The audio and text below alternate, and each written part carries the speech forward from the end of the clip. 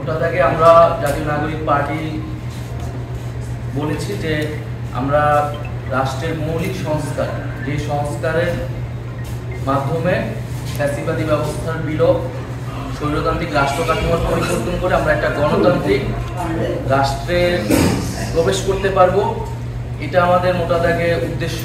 সেই উদ্দেশ্যের ভিত্তিতে আমাদের যে সংস্কার প্রস্তাবনা, আমরা আজকের আলোচনাতে আমরা ক্ষমতার ভারসাম্য, আমাদের যে সংবিধানে এক ব্যক্তি কেন্দ্রিক একটি কাঠামো, প্রধানমন্ত্রীর কাছেই সব ক্ষমতা কুক্ষিগত, সেটা কিভাবে গণতন্ত্রায়ন করা যায়, রাজনৈতিক প্রভাবের বাইরে গিয়ে এবং এক ব্যক্তির প্রভাবে বা প্রধান নির্বাহীর বাইরে গিয়ে সাংবিধানিক যেই নিয়োগগুলো রয়েছে, প্রধান বিচারপতি এবং অন্যান্য যে নিয়োগগুলো রয়েছে, সেই নিয়োগগুলো কিভাবে আমরা বাস্তবায়ন করতে পারি এবং শান্তিপূর্ণ ক্ষমতা হস্তান্তরের প্রক্রিয়ার ক্ষেত্রে আমরা কোন ধরনের প্রাতিষ্ঠানিক নিয়ম তৈরি করতে পারি। এছাড়া নারীর ক্ষমতায়ন এবং বিচার বিভাগের স্বাধীনতা, মোটা দাগে এই মৌলিক বিষয়ের উপরে আমাদের আলোচনা ছিল। সেক্ষেত্রে আমরা প্রধানমন্ত্রীর ক্ষমতার ক্ষেত্রে আমরা বলেছি যে 2 বারের বেশি প্রধানমন্ত্রী হতে পারবে না, টার্ম লিমিট থাকবে 2 বার।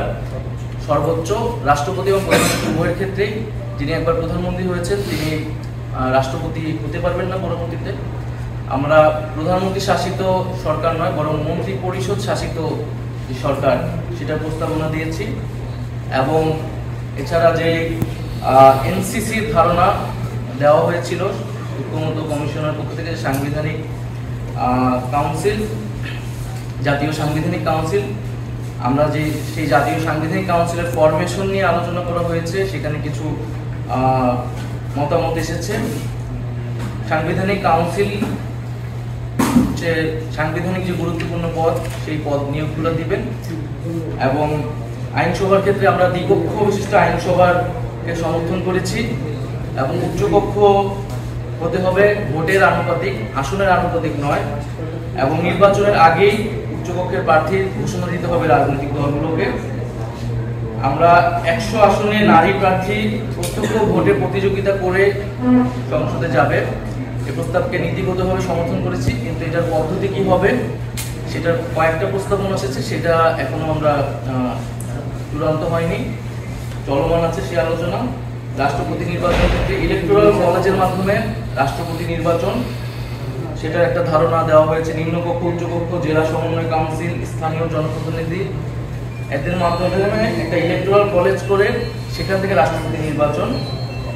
সংবিধান সংশোধনের ক্ষেত্রে গণভোট করা লাগবে।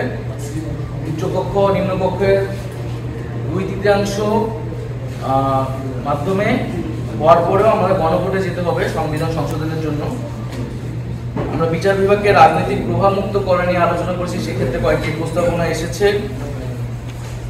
আলাদা সচিবালয় করা, বিচার বিভাগের জন্য আর্থিক স্বাধীনতা দেওয়া এবং বিভাগীয় বেঞ্চ তৈরি করা, জ্যেষ্ঠতার ভিত্তিতে সুপ্রিম জুডিশিয়াল কাউন্সিলের মাধ্যমে বিচারপতি, প্রধান বিচারপতি নিয়োগ করা এবং সেক্ষেত্রে উচ্চকক্ষের মতামত নেওয়া যায় কিনা সে বিষয়ে আমরা আলোচনা করেছি। সংবিধানের মূলনীতি বিষয়ে আমরা আলোচনা করেছি যে আমরা দেখেছি যে বিভিন্ন সময়ে সংবিধানে দলীয় মূলনীতির মাধ্যমে আসলে নিজেদের দলীয় রাজনৈতিক অবস্থানকে চাপিয়ে দেওয়া হয়েছে। ফলে আসলে আমরা সংবিধানে মূলনীতির প্রয়োজন আছে কিনা সেই প্রশ্ন রেখেছি, যে এই মূলনীতির কাঠামোর বাইরে আমরা অন্য কোনো কাঠামো ভাবতে পারি কিনা। এবং আমাদের সংবিধানে যে গণপ্রজাতন্ত্রী এবং গণতান্ত্রিক রাষ্ট্রের কথা বলা থাকে, মৌলিক অধিকারগুলোর কথা বলা থাকে, সেক্ষেত্রে আলাদা করে মূলনীতির প্রয়োজন আছে কিনা। তবে আমরা মূলনীতির ক্ষেত্রে বলেছি যে আমাদের যে 72-এর মূলনীতি, এছাড়া পরবর্তী সময়ে বিভিন্ন সংশোধনীর মাধ্যমে যে দলীয় মূলনীতিগুলো প্রবেশ করানো হয়েছে, সেই মূলনীতিগুলো বাতিল করতে হবে, সেই মূলনীতিগুলো আসতে পারবে না।